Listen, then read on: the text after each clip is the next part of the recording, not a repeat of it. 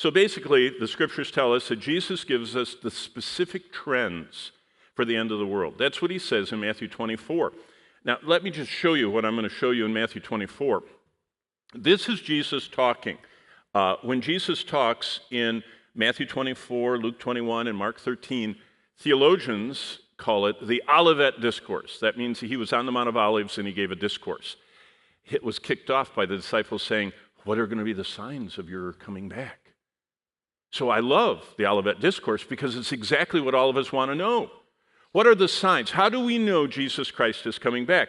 Well, in order, look at this, 24, 4 and 5, 6, 7, 7, 9, 9 to 13, and then Luke 21.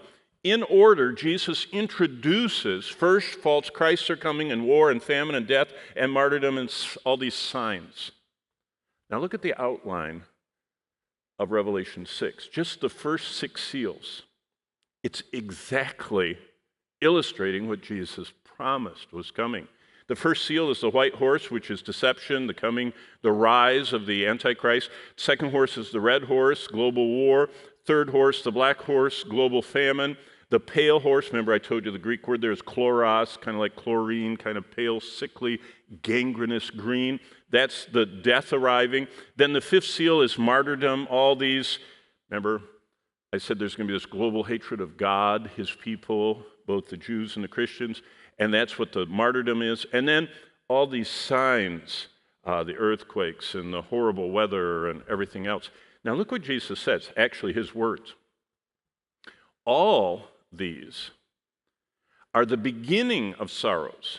That's Odin is the word there. It means birth pains. Verse 33, so you also, when you see when you see all these things, know that it is near, at the doors. Assuredly, I say to you, this generation, the generation that sees all of it happening, because when it all happens, it happens fast.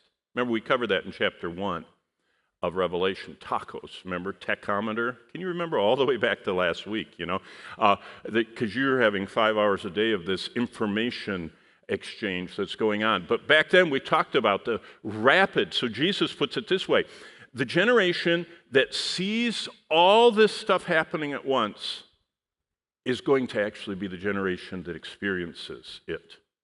And that's what everybody's always wondered, are we that generation? Well, let's think about that. Because the generation will not pass away till all of these things, that whole list I showed you, those 12 trends that are present when Christ returns. So basically, the end of the world trends, Jesus says, what we just read, will have this Odin, this birth pain characteristic. I have witnessed 8 births.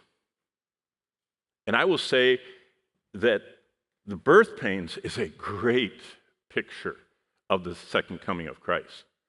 Because Bonnie would at first be walking around the house and go, oh, that was a little one. I just felt that. That was a little, wow. And then she goes, oh. And then she can't move, and she's like, honey, I think we have to go. And I mean, and finally she can't even talk. Those birth pangs, labor pains. You can't talk. You can't think. I mean, it's unbelievable. Well, the idea that the earth is going to be seeing greater and greater visibility, greater and greater frequency, greater and greater intensity. See, birth pangs, labor pains, they get stronger and closer together and stronger and closer together. And it's so that you can see them. You can see the person. They're like being squashed. The expectant mother delivering this child, their muscles are squashing them. They are visible, frequent, intense, and have a great impact. The whole earth is going to be going through these birth pains. What are they? Well, global deceptions are going to get more believable. You haven't seen anything yet. The Antichrist and the false prophet, this dynamic duo that's going to run the world.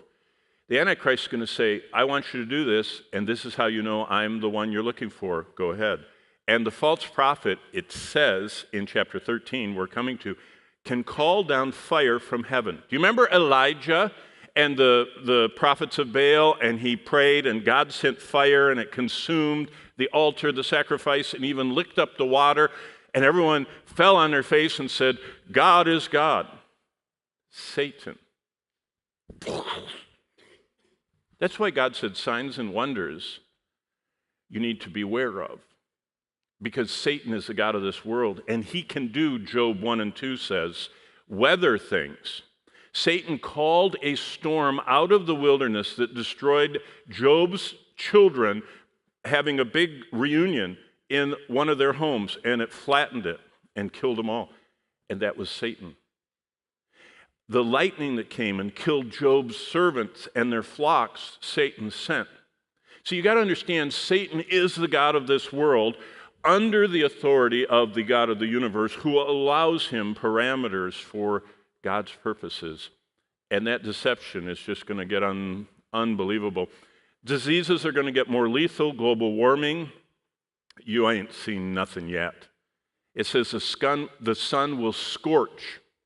Have you ever put your English muffin in the toaster oven and left it a bit too long and watched it scorch? People are going to be scorched by the sun. You haven't seen warming to the extent it's coming. It's going to get deadly. Global water shortages, it says that people are going to die because the water is all poisoned. It's starting, but it's not there yet.